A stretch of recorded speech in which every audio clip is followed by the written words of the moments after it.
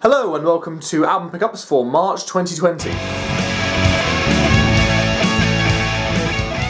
Now first things first, it's actually almost kind of amazing that I was even able to make an album pickups video for March this month, as you know, COVID-19, quarantine, Britain is kind of in lockdown now, but near the start of the month we were allowed to go outside and the normal shops were still open, so I went and picked up a brand new album by once black metal turned into dark ambient band Burzum's most recent album, Thulêan Mysteries. And yeah, I was sort of hyped for this, as I've been getting more and more into the band over the last couple of years, but I've never seen eye to eye with a lot of the ambient stuff. I quite like, is it Dowdy Boulders? I like that album, but I've not linked so much to some of the other stuff, but I heard new albums coming out and I was like, hey, why not? It's going to be in the shops, I'm going to go and pick out a copy of it.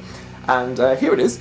A lot of people have actually been ripping into it a bit more for the really sort of basic font use, because rather than using, you know, a stylized font like he normally uses, like the sort of like the gothic one, he's used different ones in most recent albums, he has the most blank font there. And some people were calling this lazy. I actually don't think it looks too out of place. I think it kind of works. Sure, you know, you could have gone a lot more like, you know, gothic with all this, but I kind of like how it is. We open up, and we get a little thing here saying how it was done in Thulêan Studios, which I think is just his house. It was made to be background music for his role-playing game Mythorg, the Mythic Fantasy role-playing game. Now these aren't the kind of role-playing games you might be thinking of if you're more my age. You think if you're like RuneScape or World of Warcraft or anything like that. No, these are tabletop RPGs that want you to buy a book for it, and you got dice and other stuff like that. Similar to stuff like Dungeons and Dragons.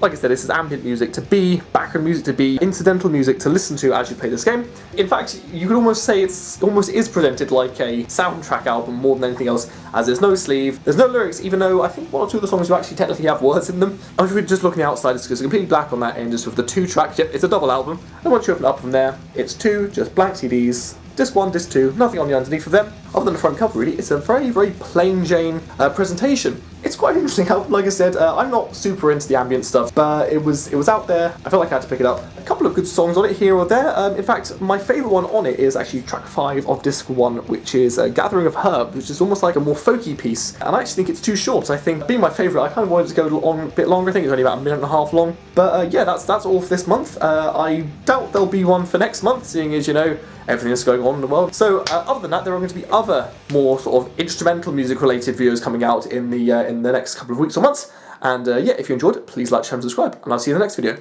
Goodbye.